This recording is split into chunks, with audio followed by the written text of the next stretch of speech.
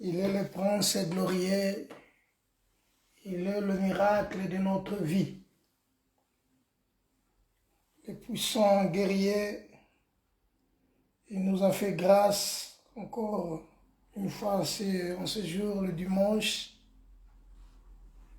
Voilà pourquoi, une fois encore, nous sommes devant son trône pour élever son nom et élever sa grandeur. Béni soit l'Éternel Dieu d'Israël, qui nous bénit, qui nous sanctifie et qui nous justifie.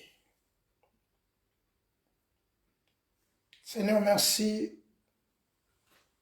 Nous te disons merci pour ce moment, en ce jour dimanche, 10 mars. Tu as permis que nous nous présentons encore devant ta face. Nous parlons encore de ta part devant ton peuple. Père, nous te disons merci. Sois béni pour l'éternité. Nous recommandons ce moment entre tes mains. Que tu sois le Maître, le Seigneur et le Dieu de toute gloire et de toute puissance. Car ta parole bénit, sanctifie et justifie. Père, merci dans le nom de Jésus. Chers frères et sœurs et bien-aimés dans le Seigneur,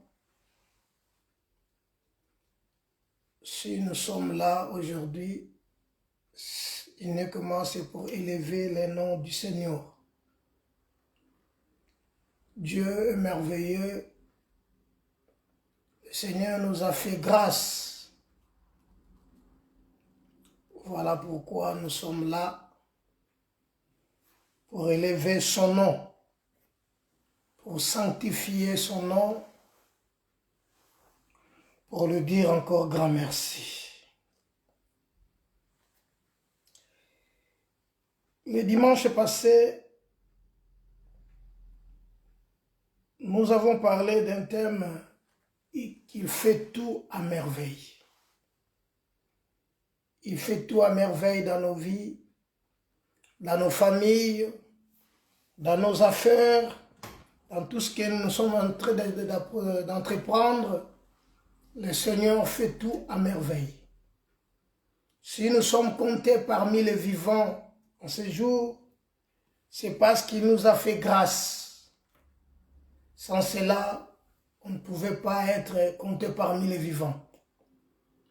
Il y a beaucoup de gens qui sont, des gens qui sont renommés, qui ont des moyens. Parfois aujourd'hui, ils sont dans des hôpitaux. Ils cherchent des moyens pour s'en sortir. Même le médecin, les médecins ont déclaré, c'est fini. Cette maladie, ta maladie, c'est une maladie incurable. Malgré tous ces moyens, malgré tout ce qu'ils ont, mais le monde le réclame. Leur santé ne va pas. Ils vont mal. Mais toi, tu es en bonne santé. Tu es en paix. Malgré d'autres choses qui ne vont pas. Mais le Seigneur te fait grâce. Voilà pourquoi nous sommes là. Voilà pourquoi nous devons être reconnaissants de lui dire merci. Pour tout ce qu'elle fait pour nous. Il est merveilleux, il fait tout à merveille. Il fait tout à merveille dans nos vies, comme nous venons de le dire. Là, nous voulons maintenant parler de la jalousie et la haine. Pourquoi nous avons choisi de parler de ce thème? Bien-aimés, dans nos églises aujourd'hui, dans nos familles, dans la société, il y a parfois des choses qui se passent qui n'est pas normales. Il y a des choses qui se passent, parfois, nous nous posons des questions en disant comment comment ça se passe comme ça? Oui, c'est la réalité, c'est la vie. Oui, c'est la nature. La jalousie, par définition, débute envie ressentie à la vie des avantages d'autrui. L'avantage, ton avantage, c'est ça qui peut causer parfois d'autres choses dans ta vie. Les gens t'envient, ils te voient comment tu vis, comment tu es, pourquoi seulement toi. C'est l'envie ressentie à la vie davantage d'autrui.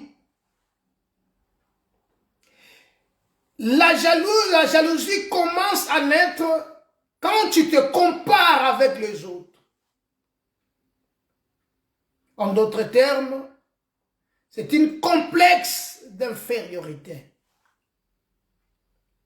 Ou si toi tu veux être supérieur aux autres, c'est ça maintenant qui cause toutes ces choses-là. Après, tu n'arrives même pas à arriver là où tu veux être.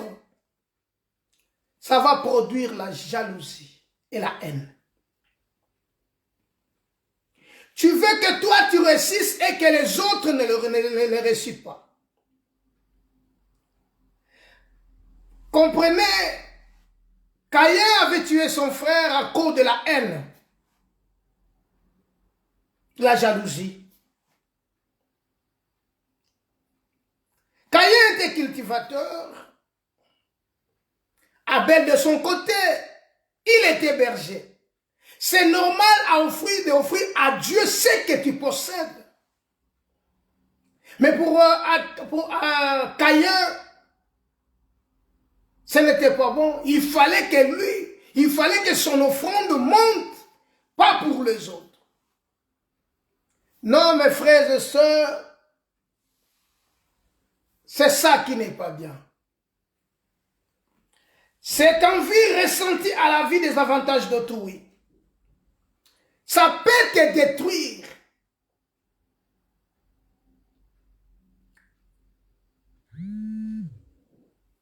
Voilà pourquoi, mes frères et sœurs, si nous sommes là aujourd'hui, c'est pour parler que de la part de Dieu. Que cette envie-là, ça nous pousse à être loin de Dieu. Nous allons trouver dans les Écritures comment c'était passé. Bien-aimés, chers amis, pourquoi nous parlons de la jalousie et de la haine? Vous savez, dans le monde, il y a des gens qui sont élevés en dignité. Ces gens-là qui ont l'argent, ils sont élevés en dignité. Tout le monde les connaît. Car quand ces gens-là passent, les gens les applaudissent. À chaque fois, ils veulent être au-dessus des autres. Ils ne veulent pas céder la place aux autres. Même la jeunesse d'aujourd'hui est en train de souffrir, c'est à cause de la jalousie.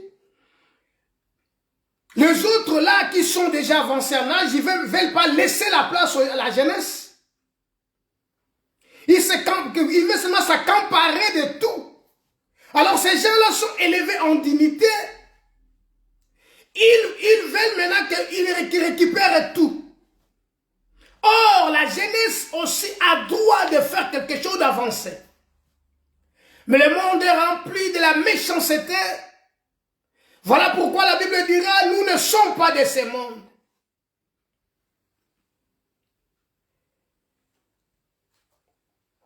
Des hommes de valeur, des hommes qui ont conquis le monde, des hommes qui ont toutes les possibilités de faire ce qu'ils peuvent faire dans ce monde. Et voire même dans nos familles, il y en a aussi. Si quelqu'un est élevé, il a des moyens. Pour lui, pas question que les autres montent, pas question que les autres réussissent. Il faut que tout le monde vienne à lui pour lui mendier, pour lui demander. Lui, là, lui, il est content. Ça se passe aussi dans nos familles.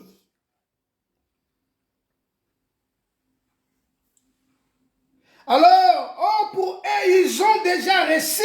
Ils ne peuvent pas accepter la réussite des autres. Si eux, ils ont déjà réussi.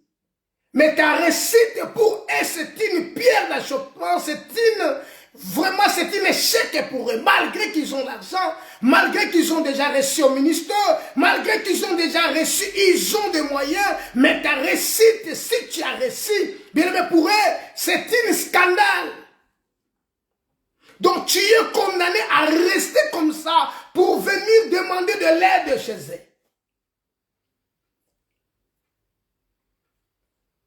Ce n'est pas ça la parole de Dieu. Ce que Dieu veut, dans notre vie, que nous soyons tous, de ne pas chercher nos propres intérêts, mais de chercher aussi l'intérêt des autres. De chercher aussi l'intérêt des autres.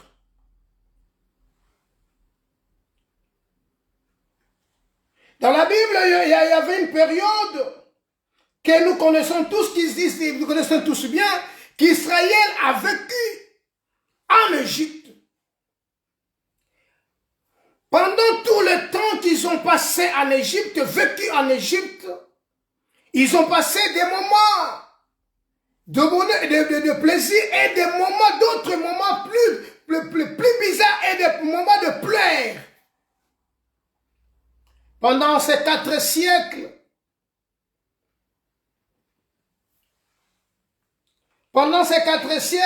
ils ont vécu sous l'esclavagisme de l'Égypte, des Égyptiens. Le pharaon était là, il dominait. Le pharaon était là, il imposait aux enfants d'Israël de faire ce que lui veut, parce qu'ils étaient des esclaves. Voilà pourquoi le Seigneur nous a fait grâce de ne plus être esclaves, mais d'être son peuple, ses enfants.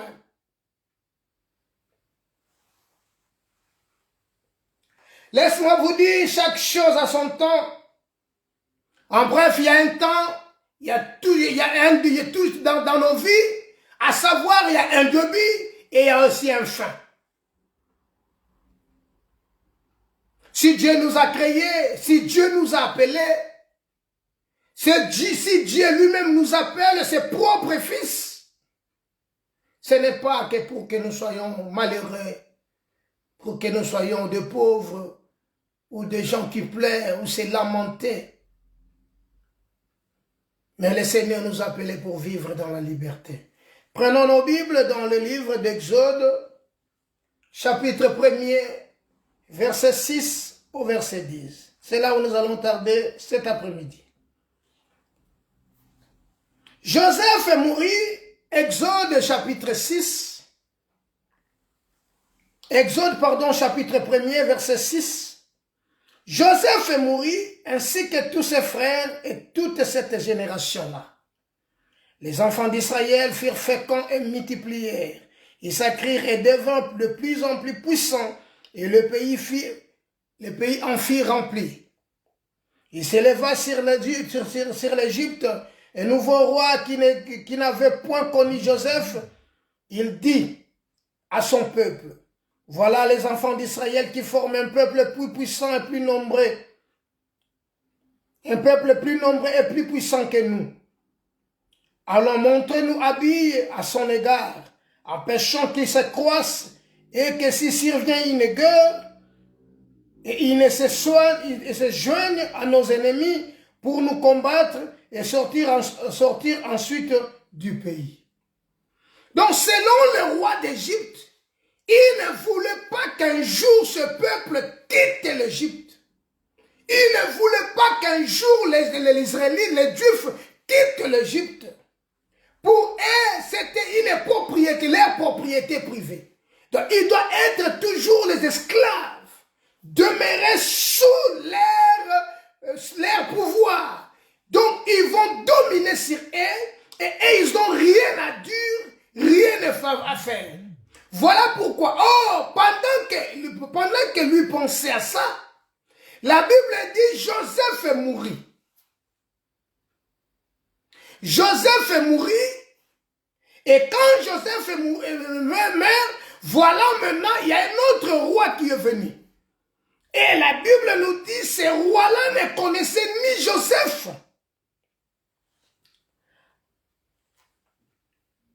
Les nouveaux rois ne connaissaient ni Joseph, ni leur histoire.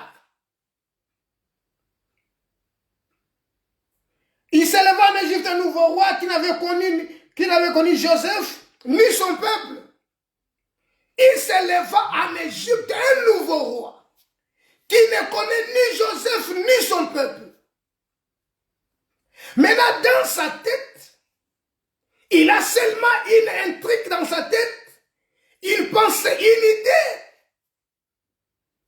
Pour lui, comme ce peuple sont devenus trop puissants et trop nombreux, il faut maintenant faire quelque chose. Ils avaient peur de ce peuple, peur du peuple d'Israël, parce qu'ils sont en train de croître, de devenir plus grands et plus nombreux et plus puissants. Bien-aimé, le Seigneur t'a appelé, Christ, Dieu t'a appelé pour la gloire. Premièrement, pour sa gloire. Pour que nous soyons élevés. Christ dira, quand j'aurai été élevé, j'attirerai tous les hommes vers moi. Mais le problème, nous sommes dans le livre d'Exode, chapitre 1er, verset 6. Joseph est mouru. Or, le pharaon qui connaissait les Israélites et qui connaissait Joseph n'était plus en vie. Joseph mourut et le roi aussi était mort, le roi pharaon. Voilà maintenant le nouveau roi qui est venu. Lui, il ne veut même pas écouter l'histoire des autres. Il est là seulement pour lui. Or, Joseph mourut ainsi que tous ses frères et toute cette génération-là. Donc, toutes les générations qui sont venues de Canaan, ils sont venus en Égypte, tous sont partis. Joseph aussi est parti. Maintenant, le problème, ils sont restés, ceux qui sont seulement nés en Égypte. Alors, ceux qui sont nés en Égypte, ils connaissent bien leur histoire. Ils savent que nous sommes des étrangers, nos grands-parents, nos ancêtres sont venus de tel village, telle ville. Ils sont venus séjourner ici. Et ils sont des esclaves. Nous de même, nous sommes des esclaves. Mais le problème, ce n'est pas leur pensée. Le problème, c'est seulement la pensée de l'autre pharaon. Donc, la jalousie est venue quand il a vu que ce peuple se multipliait, sont devenus plus nombreux et plus puissants par rapport à son peuple. Voilà pourquoi je t'ai dit. C'est de même que ce qui se passe dans nos familles et dans nos églises. Il est devenu puissant, plus nombreux, trop populaire. Voilà maintenant d'où la jalousie naît et la haine. Donc, dans ta vie, tu dois être prudent. Parce qu'il y a un ennemi qui ne veut pas ton élévation. Il y a un ennemi qui ne veut pas que tu croisses. Il y a un ennemi qui ne veut pas que tu avances dans la vie. Il y a un ennemi qui est à côté de toi. Pharaon dit maintenant. Il s'est levé en Égypte un nouveau roi qui n'avait point connu Joseph ni son peuple. Car le verset 7 dit, les enfants d'Israël furent féconds et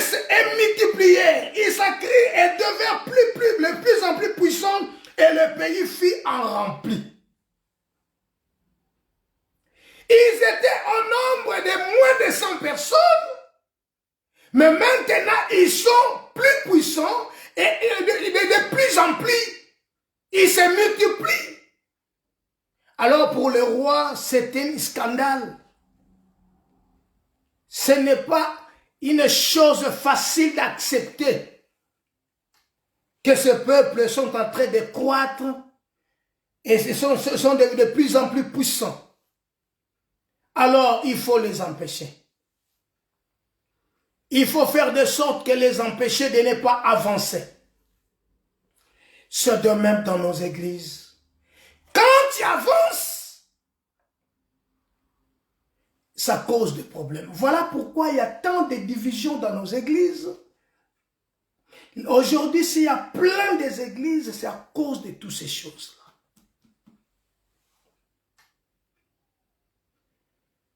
Personne n'accepte l'élévation de l'autre. Personne n'accepte que l'autre soit béni. Voilà maintenant le grand problème de l'Église aujourd'hui et de nos familles. Et si dans ta vie, tu as aussi de telles pensées, ça ne vient pas de Dieu. Il ne faut pas bloquer les autres. Car Dieu fait grâce à qui il veut et miséricorde à qui il veut. Ces peuples sont augmentés. Ces peuples s'est multiplié. Le grand problème, c'est le verset 8, là où Pharaon maintenant prend des décisions. Et toutes ces décisions que le Pharaon a prises, c'est pour seulement détruire les enfants d'Israël. C'est pour seulement détruire, empêcher que ces enfants n'avancent.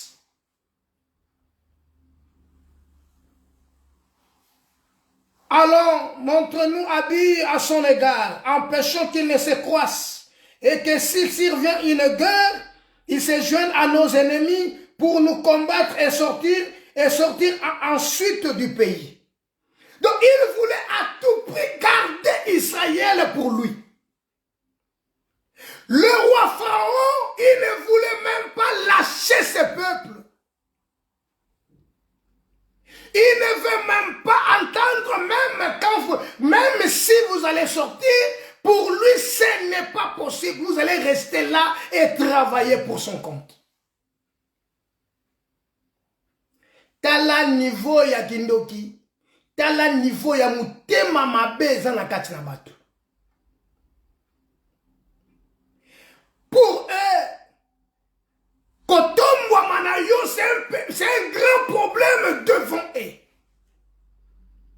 Ta bénédiction, si Dieu te bénit, c'est un problème pour eux. Si Dieu t'élève, c'est un problème pour eux.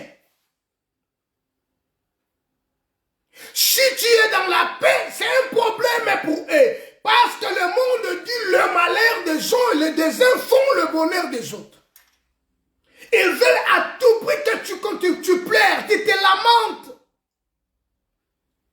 Voilà pourquoi Christ dit, je vous envoie des brebis au milieu des loups. Soyez prudents.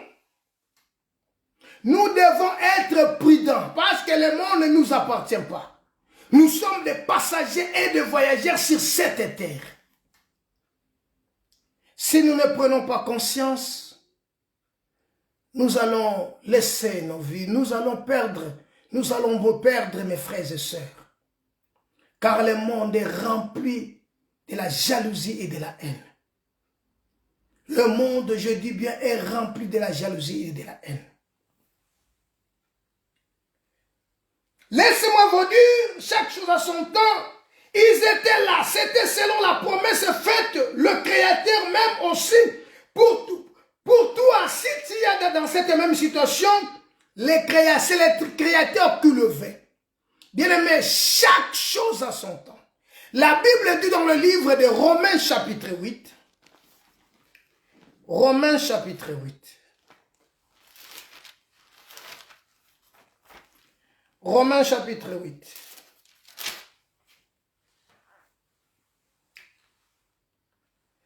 Verset 28.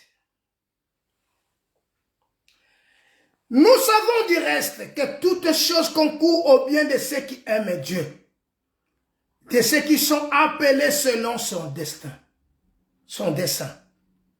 Nous savons en effet que toutes choses concourent au bien de ceux qui aiment Dieu. Je disais, si tu passes des moments difficiles, si tu souffres parfois inconsciemment, si tu souffres parfois, que tu fais des choses que le monde ne veut pas, le monde ne veut pas que tu fasses des choses qui sont bien et réelles, le monde ne veut pas que tu avances, le gens ne veut pas que toi tu deviens puissant ou tu te croisses pour avancer dans la vie. Sachez-les mes frères, cela aussi vient de Dieu, car Dieu qui est là, Dieu va te défendre ta cause. Voilà pourquoi Paul le dit, nous savons du reste que toutes choses concourent au bien de ceux qui aiment Dieu, car c'est entre les mains de Dieu qu'est pour notre destin. Dieu nous connaît plus que nous-mêmes. Dieu nous connaît. Pendant qu'Israël était en Égypte, pendant qu'Israël souffrait, l'Éternel Dieu le savait. 4 siècles passés, la Bible dit 430 ans après, Dieu se souvient d'Israël. Car la promesse était dite qu'ils vont faire 4 siècles. Bien-aimés, pendant le temps que nous sommes en train de passer dans le monde, ne t'éloigne point de Dieu. Ne t'éloigne point de Dieu. Car Dieu te connaît. Même si ça ne va pas. Ne t'éloigne pas de Dieu. Bien-aimé, car nous ne sommes pas un peuple, mais nous sommes des enfants de Dieu. Nous ne sommes pas un peuple. Nous sommes des enfants de Dieu. Car dans un royaume, il y a 2 peuples, il y a des enfants. Dieu est notre Père. Christ est notre Père. Il est le Père, il est notre Père. Nous ne sommes pas le peuple. Mais ce peuple, ses enfants, souffraient. Alors, le roi a pris la décision. Or, le roi ne savait pas que toutes ces choses concourent au bien de ce que Dieu, c'est Dieu qui a voulu que ce peuple soit en Égypte. Ce n'est pas par leur propre volonté, ce n'est pas par leur propre gain qu'ils sont allés en Égypte. Dieu l'avait planifié. Alors montre-nous habits à son égard. Écoutez ce que dit le roi. Écoutez ce que disent ceux qui sont élevés en dignité dans ce monde. Montre-nous habits à son égard, empêchant qu'ils ne se croissent. Le monde nous empêche de se croiser. Le monde nous empêche de faire ce que Dieu veut dans nos vies. Le monde nous empêche d'évoluer. Le monde nous empêche. Le monde est dirigé par l'autre. L'ennemi, il y a l'esprit de l'erreur dans le monde. Et le monde ne veut pas que toi tu avances. Le monde ne veut pas que toi tu sois en paix. Le monde ne veut pas. Oh, la jalousie, la haine ne vient pas de Dieu, vient de l'autre. Bien-aimé, il ne faut pas laisser la place à toutes ces choses-là. Parce que ça va te détruire. Bien-aimé, je vous en conjure au nom de Christ, de ne pas avoir la jalousie et la haine. Caïn était là, il a vu, il a offert à Dieu. Mais pour lui, ce qu'Abel a fait, ce n'était pas bon. Il a mis sa main sur Abel. Bien-aimé, le péché enfante la mort. Montre-nous habits à son égard, empêchons-les qui se croissent. Bien-aimé, n'empêche pas les autres d'avancer. Laisse-les avancer. Dans nos familles, il y a même nos propres parents qui empêchent les autres d'avancer. Parfois ta maman, parfois ton père, il ne veut pas ta réussite. Mais ce n'est pas une bonne chose. Si tu as des enfants que Dieu t'a donnés, Dieu t'a donné des enfants, c'est une bénédiction de la part de Dieu. Car il y a plein de gens, beaucoup d'hommes, de femmes sont en train de venir faire des veillées sur veillées, gêne sur gêne pour avoir des enfants. Même tes collègues, donne-leur la chance d'avancer. Fais-leur grâce d'avancer dans la vie. La haine, la jalousie, c'est une mauvaise chose. Montrez-nous habits envers eux, à son égard, et empêchons-les. Bien-aimé, tu risques d'empêcher les autres, mais au final, c'est toi-même qui t'empêches. C'est toi-même qui te bloque. Bien-aimé, dans ton cœur, si tu as l'amour, si tu es amour, dans ton cœur, il faut avoir le sentiment qui est en Christ. Empêchons-les. Afin qu'il s'y la guerre. Dans sa tête, la tête de Pharaon, il pense automatiquement à la guerre qui va me faire du mal. Donc sa récite, leur récite va me faire du mal. Donc, comme ils sont en train de se croiser, s'il y a une guerre, donc ils savent déjà qu'ils font mal à ces peuples. Voilà pourquoi la Bible dit, pendant que l'occasion est là, pratiquons le bien envers tous. Fais du bien, ma soeur. Fais du bien, mon frère. Ça ne te coûte rien de faire du bien aux gens. Car Dieu qui te connaît, car la Bible dit toutes choses concourent au bien de ceux qui aiment Dieu. Si tu le fais, c'est Dieu qui l'a voulu. Montre-nous, Abi, s'il survient une guerre, comment tu as déjà des mauvaises pensées? Parce que si un jour je suis tombé malade, et lui s'il a des moyens, il ne va pas m'aider. Parce que si lui il a des moyens, il ne va pas m'aider quelque part. Alors, il faut les empêcher de ne pas réussir.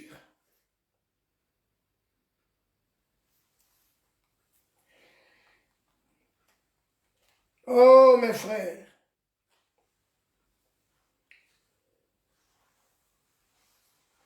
S'ils se joignent à nos ennemis pour nous combattre, ils vont se joindre à nos ennemis et ils vont nous combattre. Regarde la pensée. Regarde la pensée que les rois avaient. Or, ces enfants-là sont nés en Égypte. Car toute la génération qui sont venus de Canaan, ils sont partis. Joseph est parti et tous ses frères sont morts. Mais cette génération-là, les gens peuvent leur parler d'Israël, de Canaan, mais ils sont nés là-bas. Ils ont la mentalité, ils ont là-bas, malgré qu'ils vivaient dans leur ville. Mes frères, mais ils sont nés en Égypte. Psaume chapitre 105. Psaume chapitre 105.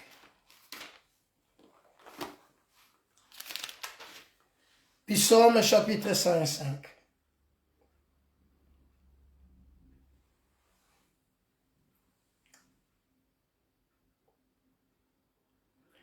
Verset 24.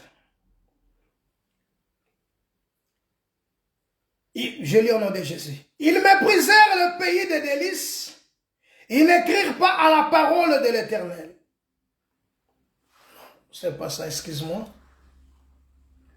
Psaume 5, verset 24.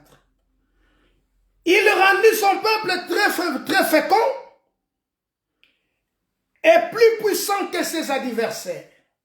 Bien-aimés, en faisant du mal aux gens, L'Éternel peut rendre son peuple très fécond et plus puissant que tu peux devenir un adversaire de celui qui est puissant. Pharaon a accepté d'être adversaire des Israélites, des Hébreux. L'Éternel, il a rendu son peuple très fécond. Malgré qu'on les empêche de ne pas croître, malgré les rois a dit à son peuple de les empêcher, malgré les rois a signé les décrets, malgré les rois a dit tout ce qu'il pouvait dire, mais l'Éternel rendait son peuple fécond. Voilà pourquoi la Bible dit, si Dieu est pour nous, qui sera contre nous? Bien-aimé, soit du côté de bon, soit du côté de l'Éternel.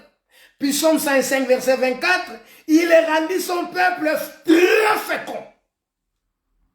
Malgré il y avait des embûches, malgré il y a des obstacles, malgré toutes ces choses-là que les rois d'Égypte a planifié, mais l'Éternel rendait son peuple très fécond. L'Éternel rendait son peuple très fécond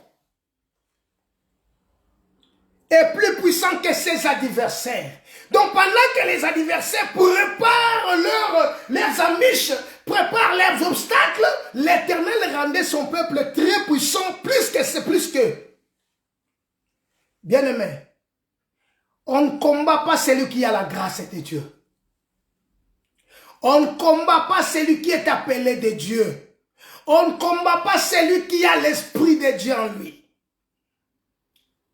Bien-aimé, on ne combat pas celui qui est un enfant de Dieu. Tu peux être un peuple, mais si moi je suis fils, nous sommes très différents.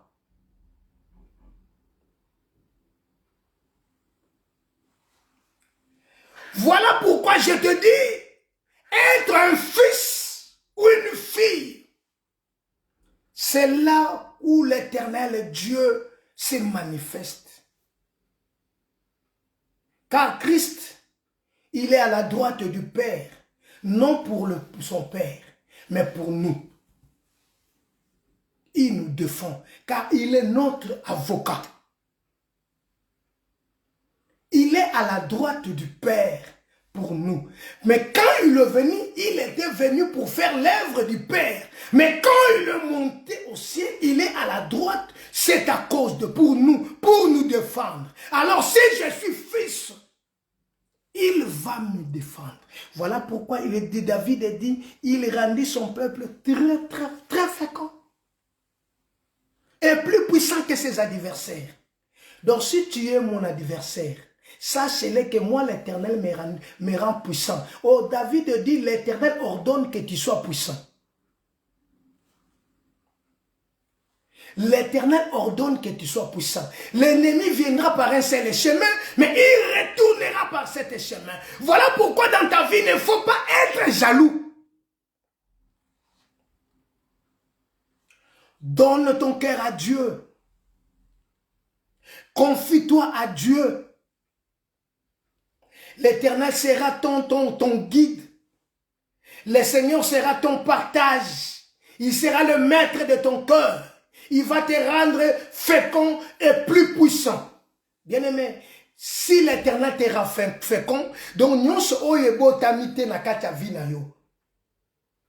l'Éternel fera de sorte qu'il est canarosa. Si ils sont en train d'échouer, toi tu ne peux pas échouer. Si ils sont en train d'être malades, ils sont malades, toi l'Éternel ne les permettra pas parce que l'ange d'Éternel campe autour de ceux qui les craignent et les arrache au tout danger.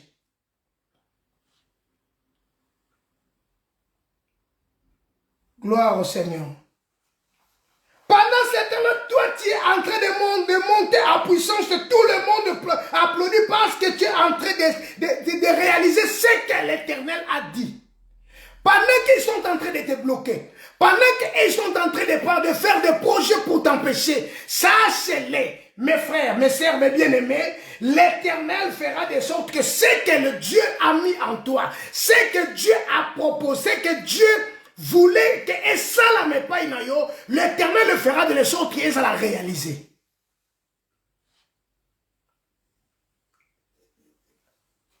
Or, cela ne vient pas de toi, mais de celui que tu sers. Cela ne vient pas de ton travail. Ça ne dépend pas de ton travail. Cela ne dépend ni de ta beauté, ni de ta richesse. Mais cela vient de l'Éternel. C'est la grâce de Dieu. Voilà pourquoi je te dis, c'est bien aimé cet après-midi. Sois auprès de Dieu. Ne soyez pas jaloux, ni avoir la haine dans ta vie. S'ils sont en train de croître, laisse-les croire. Applaudis le Seigneur pour eux. Remercie Dieu pour eux. Bénis Dieu pour eux. Car il y aura un temps aussi pour toi. Or, mais à côté de toi, il y a des gens qui sont jaloux, qui ont peur de toi. À la place que tu te laisses, il faut être très seulement prudent. Parce que tu es en train de monter. Bon, la Bible dit, mon serviteur montera. Montera. Et quand tu es en train de monter, ne te livre pas, mais sois prudent. Sois prudent à ce que tu dis. Sois prudent à ce que tu fais. Ce n'est pas, il faut pas côtoyer tout le monde.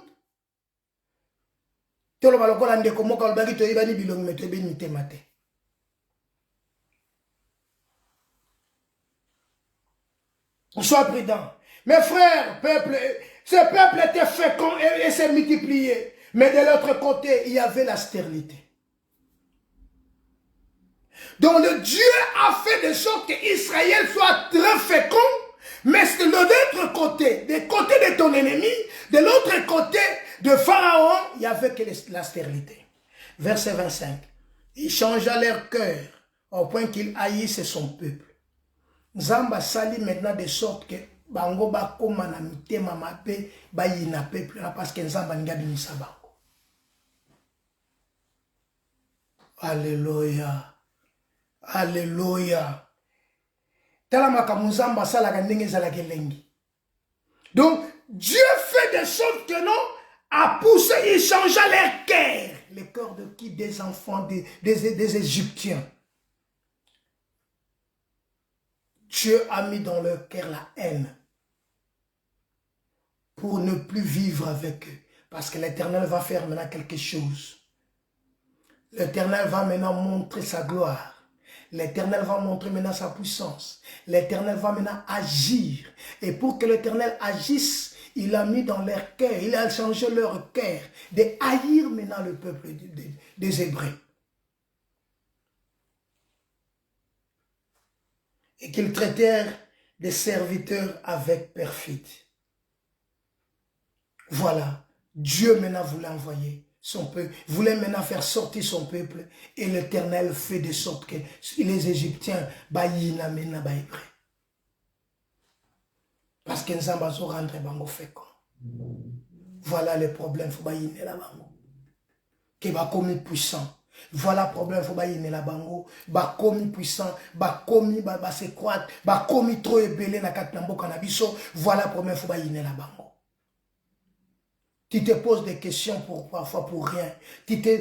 Parfois tu te dis toi-même qu'est-ce que je fais pour que je sois haï de la sorte. Non, l'Éternel le fait pour sa gloire. Remercie Dieu. Remercie Dieu. Si tout le monde t'abandonne, mais il y a un Dieu dans le ciel qui ne peut pas t'abandonner. Il y a un Dieu dans le ciel. Car la promesse est dit, ton père et ta mère t'abandonnera, mais l'Éternel Dieu te recueillera. Voilà une bonne chose à faire. Voilà ce qui est bon à faire. C'est d'être à côté de Dieu. Être toujours un enfant. Et à garder ce Dieu-là dans ton cœur.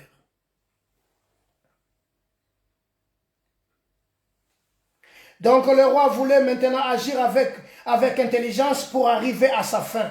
Or, à la fin, c'était de détruire ce peuple. Donc sa pensée, c'était de détruire ce peuple à la fin. Donc, vivre avec Abi. mais les empêchait. Donc dans sa tête, il avait une autre idée, c'est de détruire ce peuple. Mais l'Éternel Dieu qui voit dans le ciel et qui voit tout, même dans le noir, il l'a vu. C'était le temps maintenant de faire sortir ce peuple. C'était maintenant le temps que ce peuple soit libre. C'était maintenant le temps que ce peuple soit en liberté. C'était maintenant le temps que le peuple maintenant, comme ils sont